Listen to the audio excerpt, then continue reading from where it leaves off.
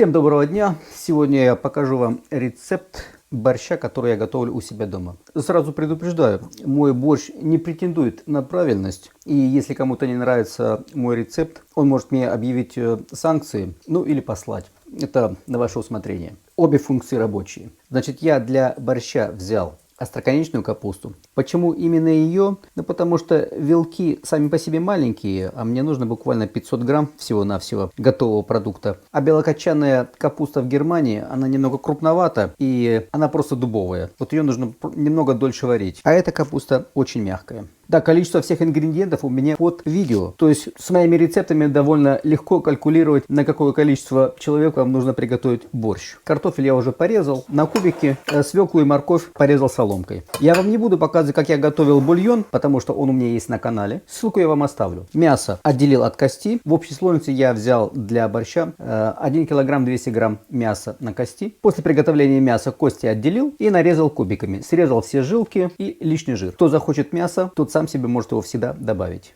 А теперь идем к плите. В сковороде я уже припустил буквально 50 грамм бекона. Так как он у меня не очень жирный, я добавлял немного растительного масла. Бекон у меня уже готов, и я добавляю 1 столовую ложку томатной пасты.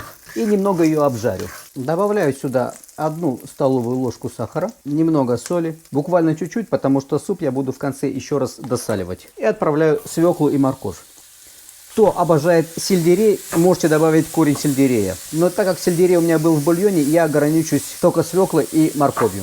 И в это время я сразу добавляю в бульон картофель и капусту. Им вместе в общей сложности понадобится 15 минут, чтобы быть уже готовым. Кастрюля у меня 4-литровая, и когда я варил мясо, воды я наливал почти под завязку. Ну и после удаления мяса из бульона осталось буквально половина, где-то 2 литра. Накрываю крышкой и пускай потихонечку кипит. Овощи добавлю буквально пол-лимончика. Кислота нам поможет сохранить цвет свеклы.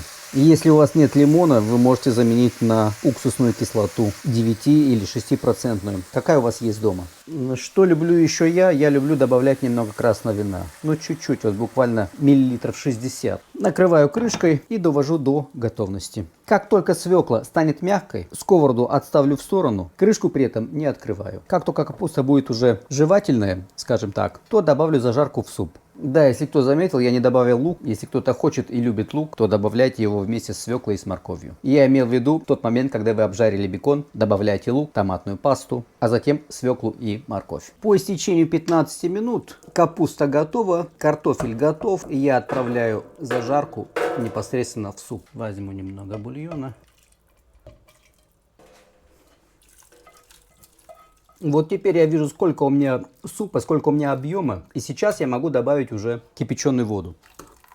Дам слегка покипеть, буквально 5 минут. Затем откорректирую на соль. Пока супчик кипит, я вам покажу один лайфхак. Я к борщу очень редко делаю пампушки, потому что я ленивый. Я предпочитаю больше взять лепешку, разрезать ее вдоль, подрумянить в тостере и затем чесноком со всех сторон аккуратненько натереть.